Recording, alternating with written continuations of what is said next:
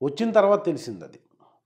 వచ్చాం కాబట్టి ఇంక ఇంటికి రివర్స్ వెళ్ళలేక ఏదో ఒకటి ట్రై చేయాలని చెప్పేసి రియలైజ్ అయిపోయాం. ఇలా అయితే రోడ్డు మీదకి వచ్చేస్తాం మనం అని చెప్పి అప్పుడు మళ్ళా నేను వేరే ఒక రికమెండేషన్తో ఈనాడులో జాయిన్ అయ్యి ఈనాడులో ఒక 3-4 మంత్స్ జాబ్ చేసి ఆ తర్వాత ప్రసాద్ ల్యాబ్లో ఇప్పుడు మర్యాద రామన్నలో విలన్గా చేసి ఆర్టిస్ట్గా ఫేమస్ అయిన నాగినీడి గారని అప్పుడు ఆయన ప్రసాద్ ల్యాబ్కి ఎండి.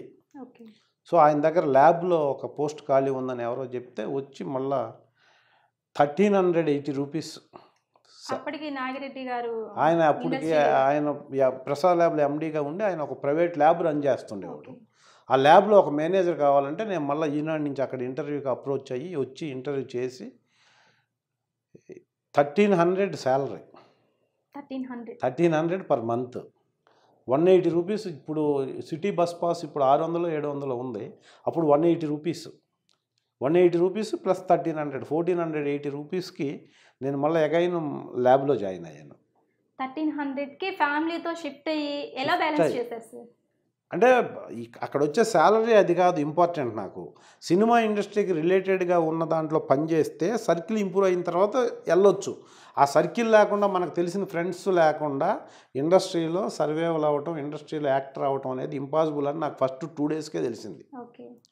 నేను ఫిల్మ్ ఛాంబర్ దగ్గర ఒకరోజు, అన్నపూర్ణ స్టూడియో ఒకరోజు ఉండగానే 2వ రోజులకు అర్థమైపోయింది నాకు. మనం అనుకున్నది వేరు, ఇక్కడ ప్రాక్టికల్గా వేరు.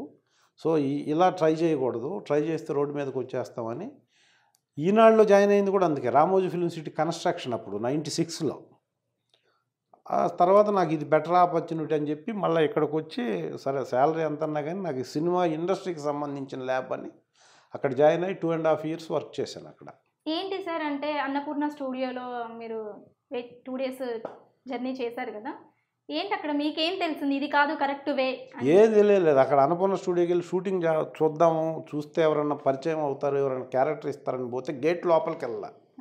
1 day మొత్తం ఉంటే గేట్ లోపలికి వెళ్ళడానికి వీలవలా. ఖడ్గం మూవీలో చూపిస్తారు ఎవరెవరో వస్తున్నారు వెళ్తున్నారు, నడిచిపోయే వాళ్ళు కూడా వెళ్తున్నారు. నేను బైక్ మీద పోయినా కూడా నన్ను పోనివ్వలేదు.